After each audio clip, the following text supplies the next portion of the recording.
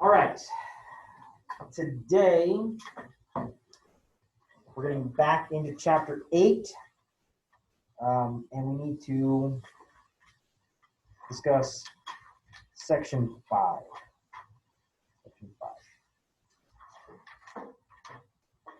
So we went through, we did electron shapes and things like that.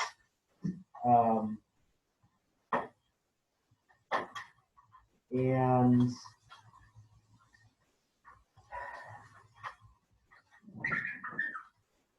if you remember with shapes, you start out with the Lewis structure, which is why we wanted to do some Lewis structure practice. And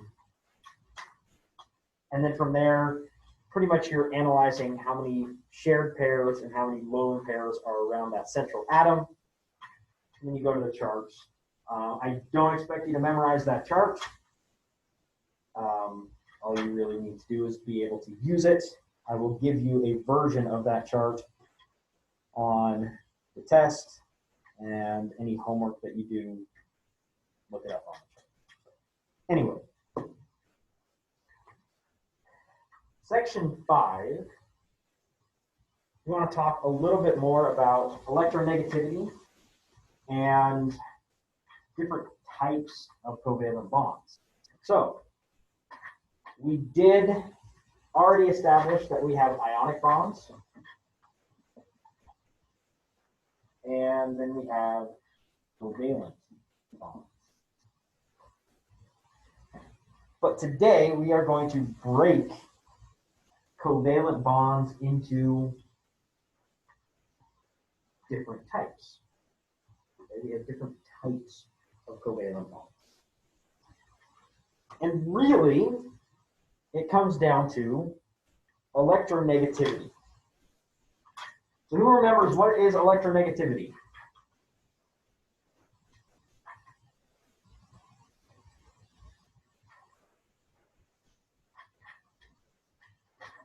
Electronegativity. Mm-hmm. Anyone remember?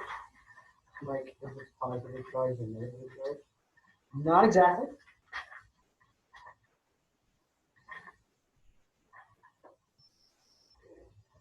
Electronegativity is a measure, basically, of the interaction between the nucleus and the electrons of an atom.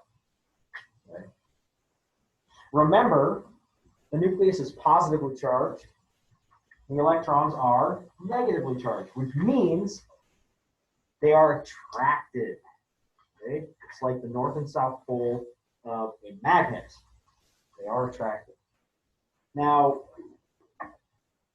because of quantum mechanics and things like that, and some complicated things that we're not even going to try to get into in this class, the electrons cannot fully squeeze down to the nucleus. Okay. But we can measure the interaction between electrons in the nucleus. And we give this interaction a number. And it can go anywhere from 0 to 4. And what we find, fluorine, element number 9, is the most electronegative element. So out of a possible 4, it has been assigned 3.98.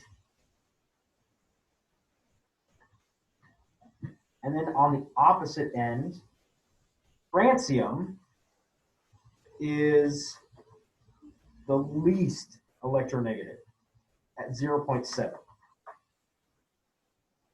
So as a general rule, the further right and up on the periodic table, the more electronegative.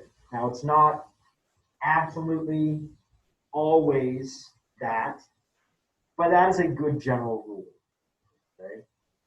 And all you have to do really to remember that is that fluorine up here in the top corner is the most, and francium down here in the bottom opposite corner is the least.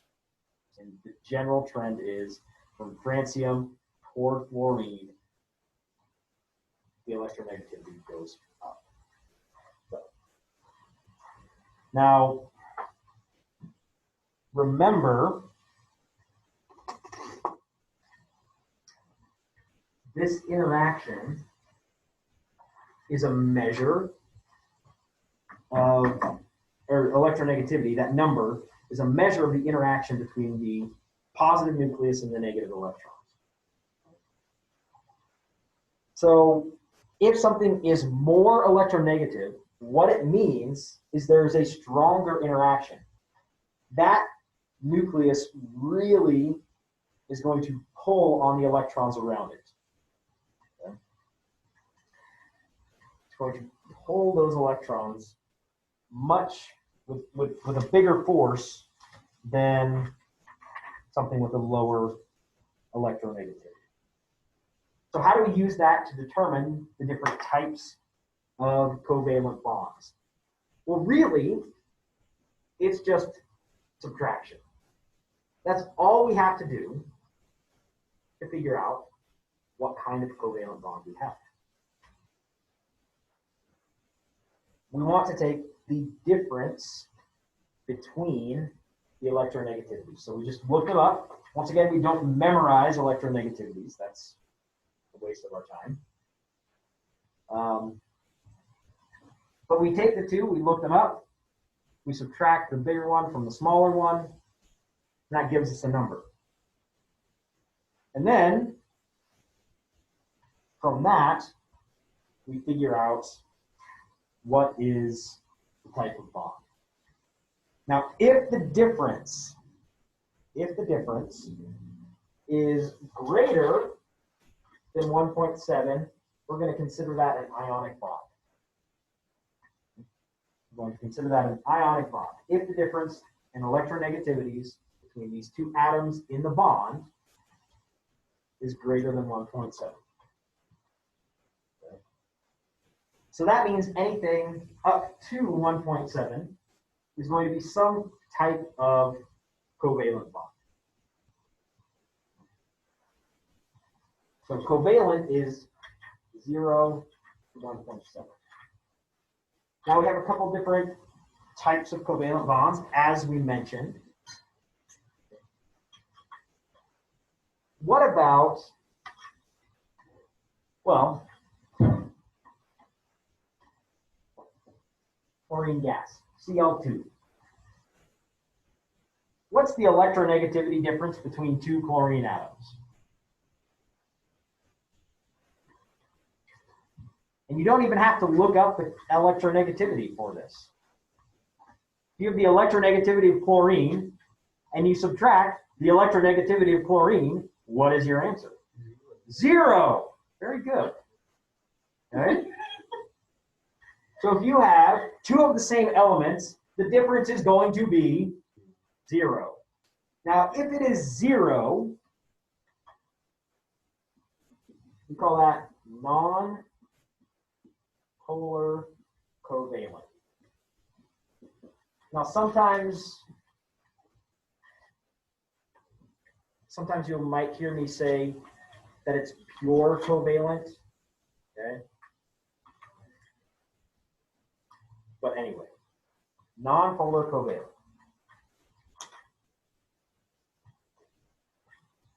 If we have,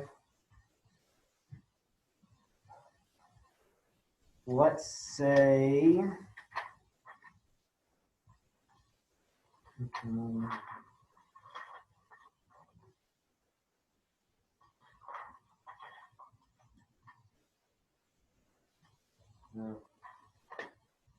I don't know. I'll find an example later. But if it is not the same, if it's not 0, but the difference is less than 0.4, okay, we call that mostly covalent. And we'll talk about these different terms and what they actually mean. Okay, So I know we haven't discussed these yet, so don't stress because we're using a bunch of words that you've never heard of before. Right? Anyway, and then 0.4 to 1.7 is what we call polar covalent. Okay. Now, this brings up this concept of polarity. If we were talking about the Earth, what would the poles be? Yeah, we have a North Pole, South Pole, right? Opposite sides. Okay.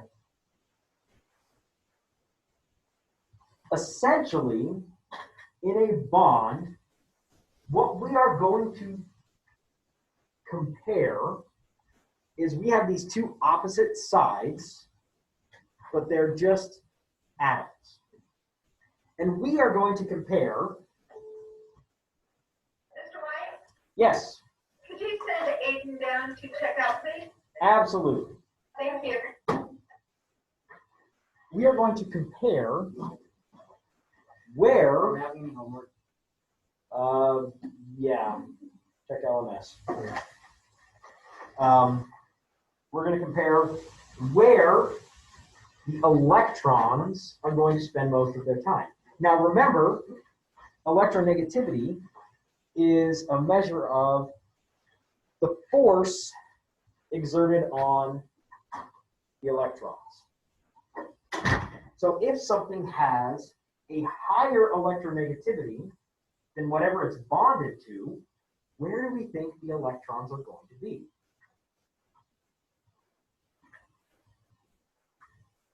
So for example, let's just, now, this is not something that you would find in real life, but let's just say you have francium and fluorine. Which one has the higher negativity, higher electronegativity?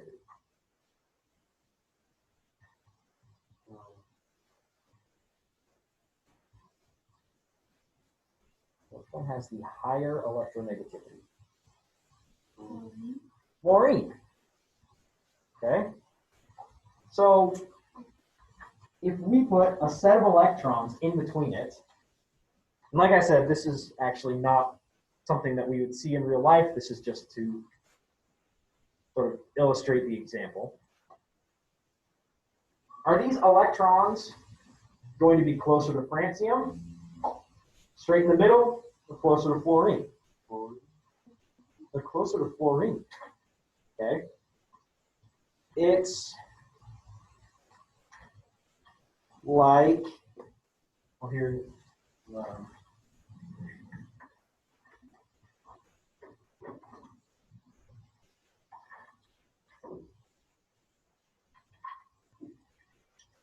so I've got this little tiny magnet here. Okay. Really, really weak magnet. It can hold that on the board, but really nothing else. Probably even if I tried to use that to hold up a piece of paper, it wouldn't do anything. On the other hand, here, I have an incredibly strong magnet. Okay.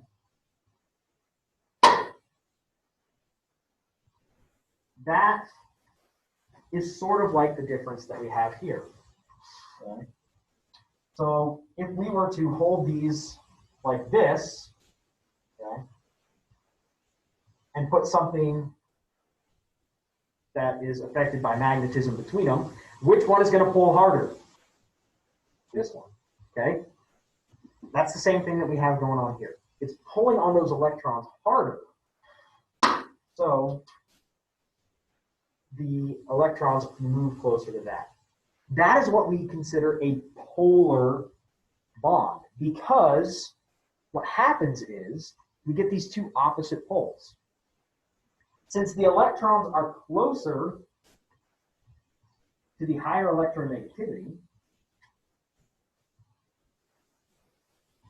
This, and we represent it with a lowercase delta.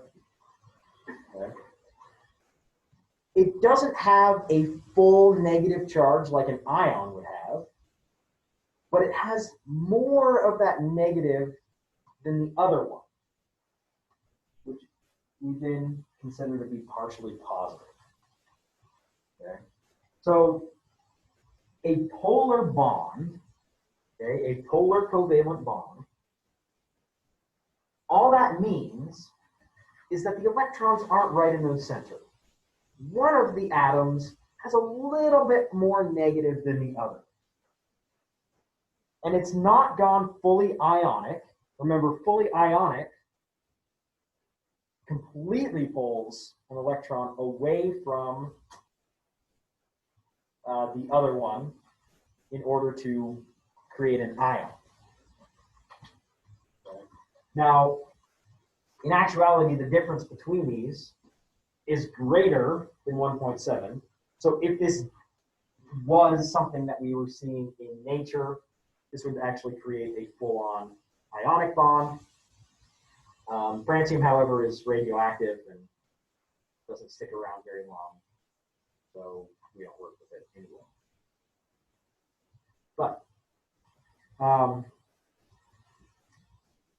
But yeah, so what we have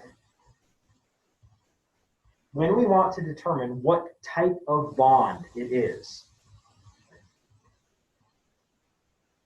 between any two elements, you can determine what kind of bond it's going to form purely based off of the electronegativity differences.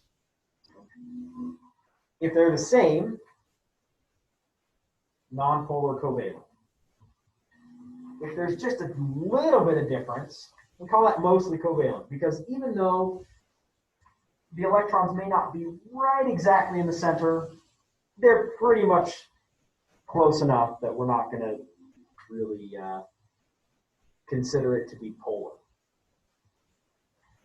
But if we get a little bit bigger difference, but we haven't fully removed the electron to create ions, it's polar covalent, and that just means the electrons, even though they're still in the bond between them, they're closer to one than the other. Okay? Now, polar molecules are just a little bit more complicated because we have to take the shape into account. And this is why we needed to figure out shapes in the previous section.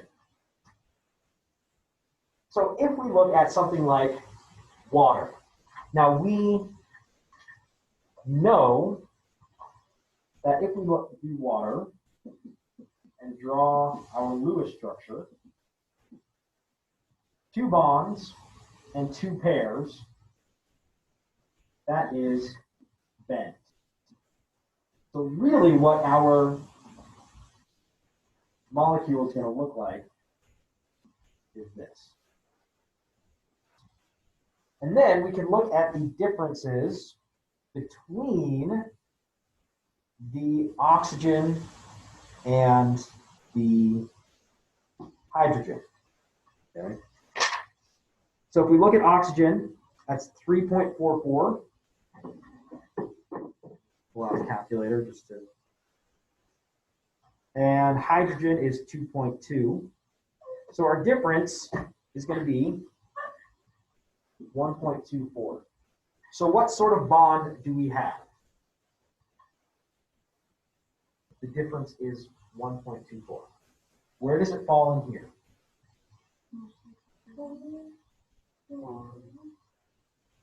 Polar covalent, so between 0.4 and 1.7.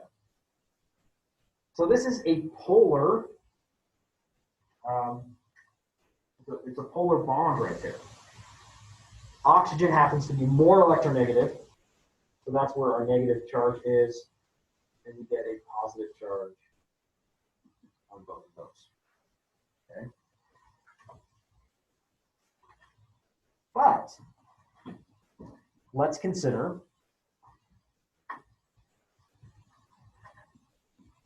carbon and chlorine. Okay. So carbon, 2.55, and chlorine, 3.16. So we take 3.16, we subtract 2.55, and we get a difference of 0.61. So where is that? It's also in the polar covalent. But what if we have this molecule here?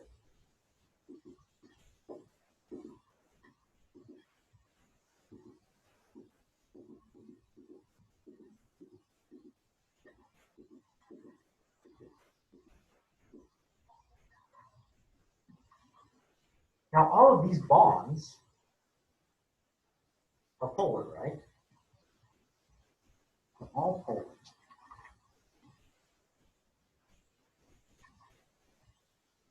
But what's the shape? Well, it's this, tetrahedral. So the interesting thing is,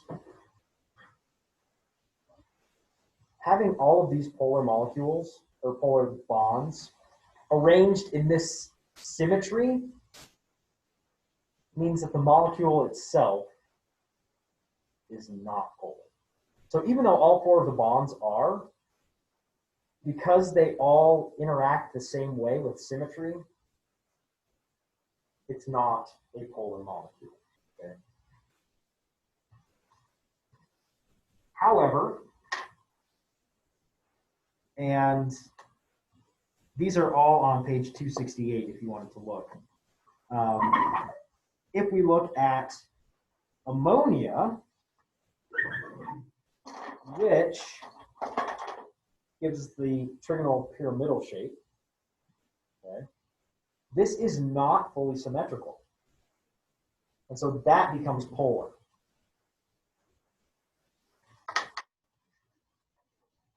Now, it's tough. It's tough to look at molecules and determine, is this overall polar or not?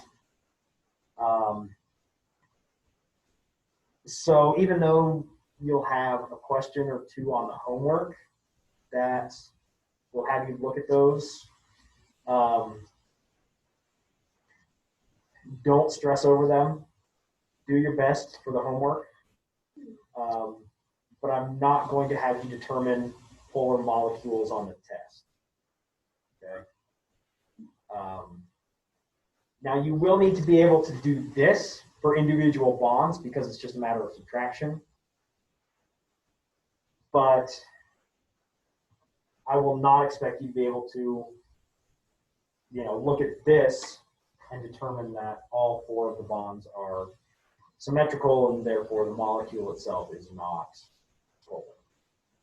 It especially gets more complicated, like if you were to replace one of these chlorines with a hydrogen, because then things are not 100% symmetrical.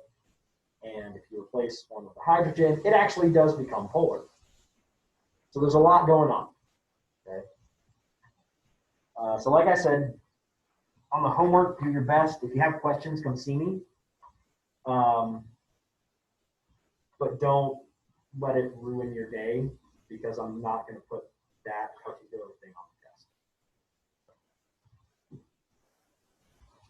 Now,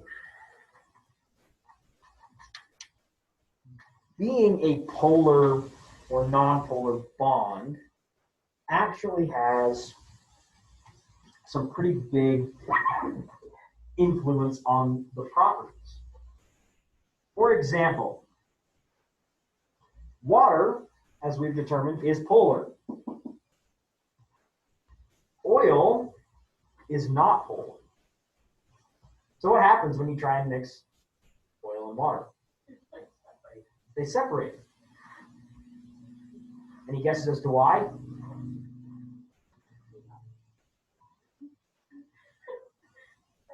because polar and nonpolar don't mix. Polar and nonpolar do not like to mix. We're not going to get into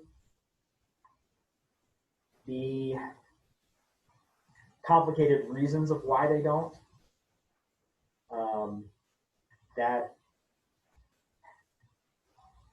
Well, honestly, I didn't know the exact reasoning until I was probably at least a junior in college, so we won't get into that. But if you have something that is polar,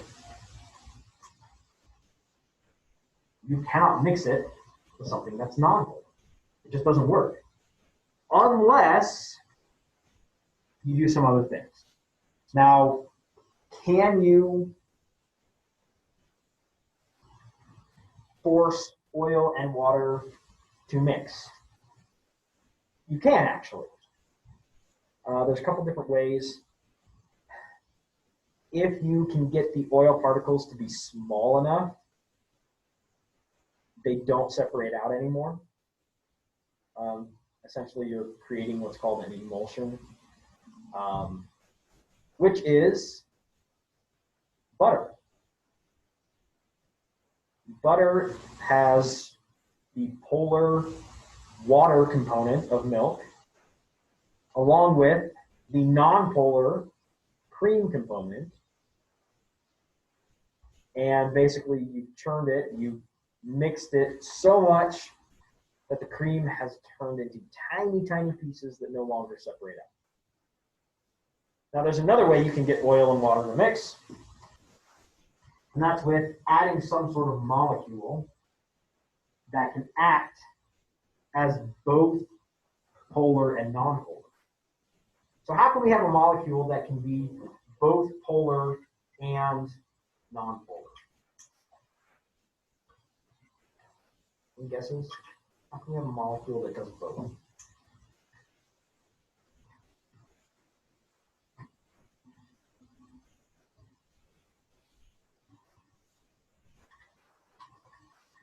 Just has to have two different sides. One side is going to be polar and the other side is going to be nonpolar. That's in fact how soap works. Yeah. So that's why soap can interact with the nonpolar, like oil and grease, but then rinse away in the water. Because part of it is polar, and part of it is nonpolar. So, anyway. Now, when we talk about covalent compounds, now remember, when we have covalent compounds, we actually have independent molecules. Okay? In an ionic, we're building this big crystal structure. This water, that's an independent atom, or independent molecule. Not atom, that's 3 atoms. But it's an independent molecule. By itself, it is still water. When you add more molecules to it, it will interact with them, but it's not going to form that big structure like we see in ionic compounds. It is still going to be a definite independent molecule. Even if, yes, even if it becomes solid, okay? Now, if it becomes solid, it's going to have a lot more interactions, a lot stronger interactions with the molecules around it, but it's still its own molecule. When it melts, these 3 atoms are going to be the same again in that same molecule. It's not going to have this hydrogen grab an oxygen from another one and switch out like that, like you would in ionic compounds. Now that brings up the concept of intermolecular forces. Basically, how do things interact? How do these molecules interact with each other? Now, we knew that for ionic compounds, well, it's just opposite charges. Okay? That's what's keeping it together. For covalent compounds, it's a little bit different. Okay.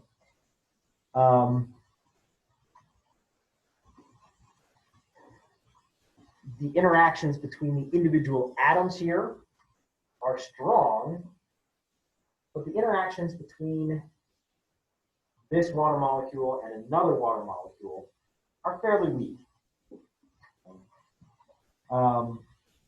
That's what we call intermolecular forces, the interactions between these two molecules.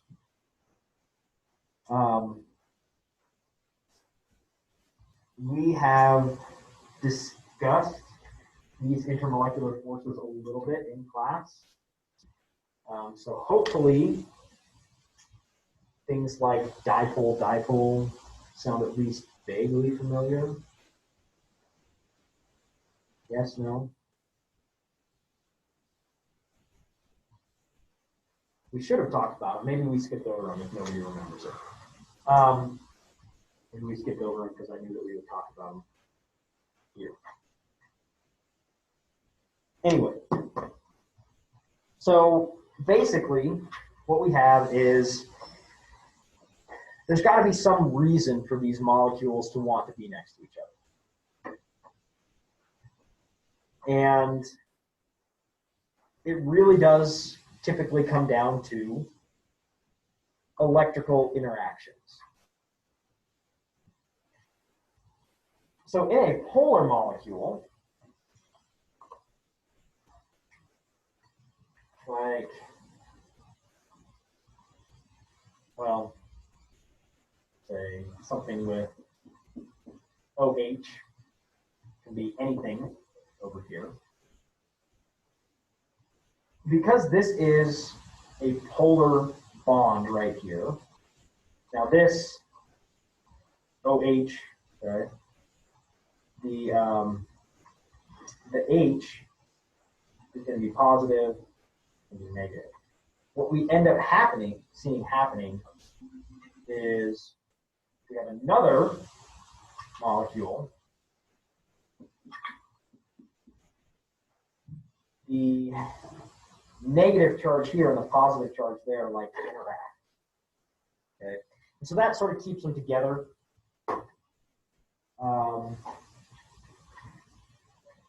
We also have a special type. This is called dipole-dipole interactions when you have polar molecules. There's a special type of dipole-dipole that we call hydrogen bonding.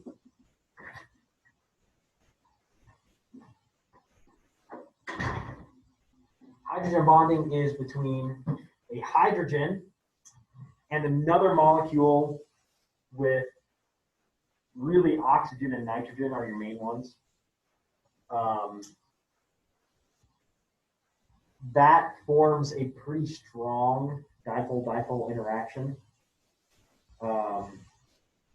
Hydrogen bonding is basically the reason why water is a liquid at the temperature that it is here. Anything with a similar size and weight as water that doesn't have hydrogen bonding, so like methane, natural gas, would be a gas at room temperature and pressure. But water, because it has that stronger interaction, it remains a liquid. Okay? Now, if you don't have polar, basically we get what's called induced dipoles, where you have two things coming together and the charges sort of force the electrons off to the side. And so we get a temporary dipole. Okay.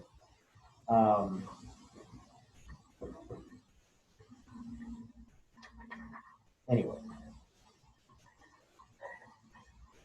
like I said, there's a more in-depth discussion about this.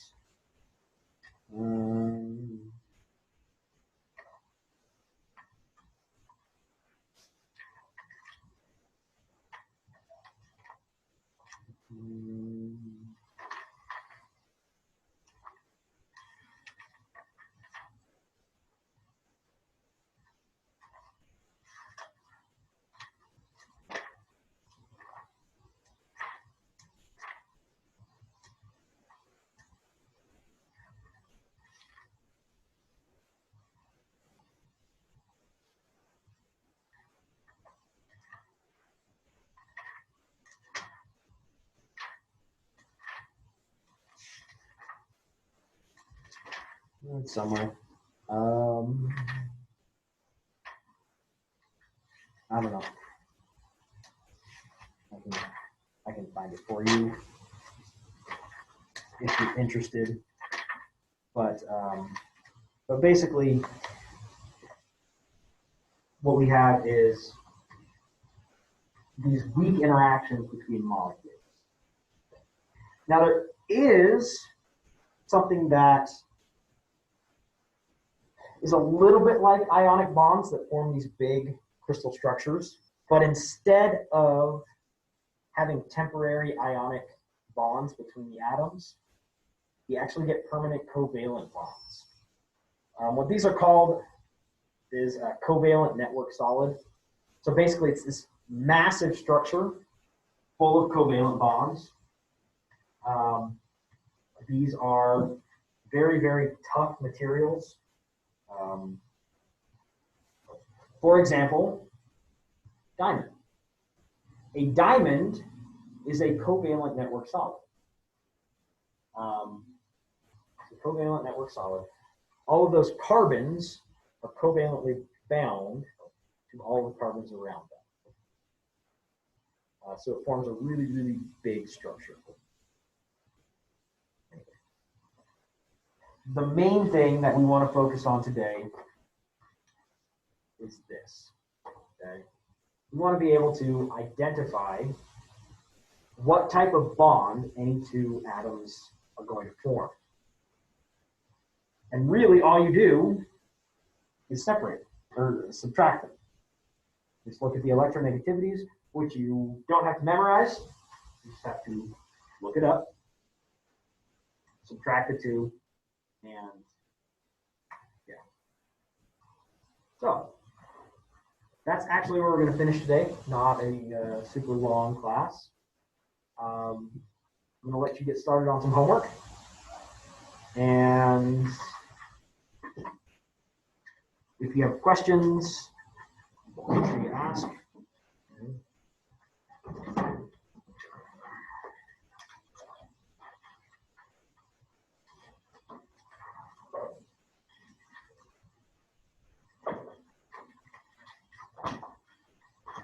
The next time we will get into chapter 9.